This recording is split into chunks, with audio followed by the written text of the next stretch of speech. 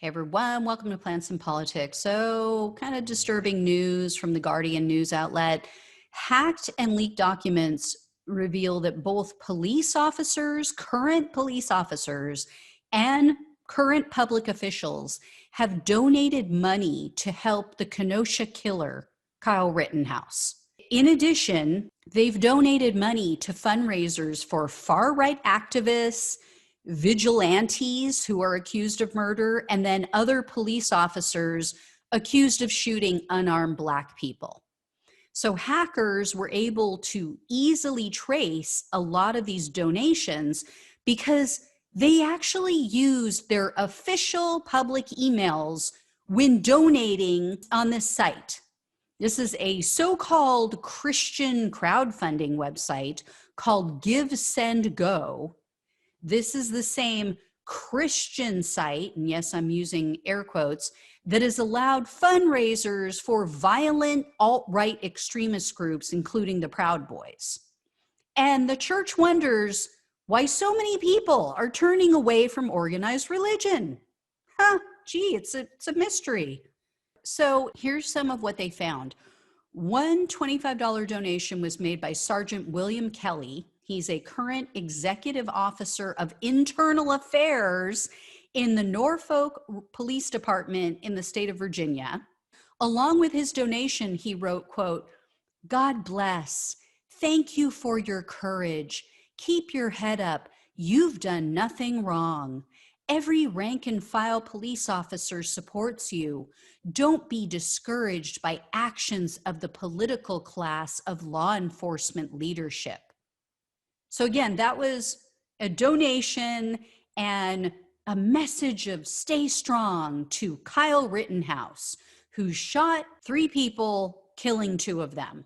17-year-old kid with a weapon who had no business having it and being out after curfew. But okay, sure.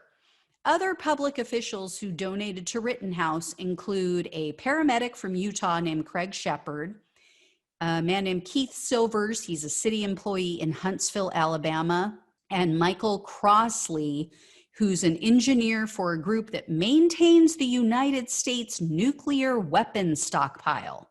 That ought to give you comfort. The site also hosted a fundraiser for the police officer who shot Jacob Blake in the back 7 times at point blank range, leaving him a paraplegic. That officer, Rustin Shesky, had a fundraiser that showed 2 donations from lieutenants from Green Bay, Wisconsin. Another donation came from an email address associated with Officer Pat Gaynor of Wisconsin, and it showed a message of support saying, quote, "Stay strong, brother." They also say that 32 additional donations totaling over $5,000 came from email addresses associated with Kenosha, Wisconsin officers, although they use their badge numbers rather than their names. There were also anonymous donations given to help 4 Houston, Texas officers who shot and killed an unarmed man who was down on his knees at the time and having a mental health crisis. But gee, I wonder why we want to divert funds to other resources and take them away from cops who don't know how to deal with this stuff. So many of these going to these 4 Houston officers were traced back to city employees.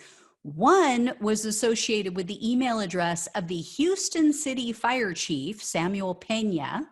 Another $400 donation was linked to a man named Chris Anderson, who describes himself as a 39-year veteran of the Houston Police Department. Clearly, everyone has a right to support and donate to whatever cause or whomever they wish, right? But if you're supporting people like this, you shouldn't be a public servant. That's just my opinion. Do whatever you want, you do you, but not as a public servant.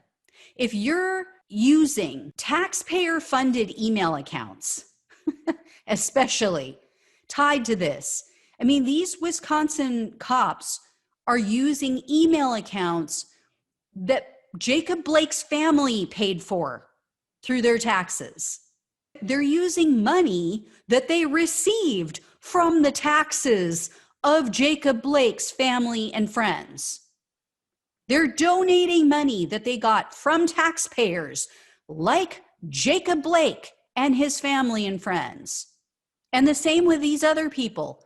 The friends and family members of the two men killed by woman beater Kyle Rittenhouse pay the salary of these cops and other public officials. So I'm sorry, but I think this is disqualifying. Go get another job if this is how you feel.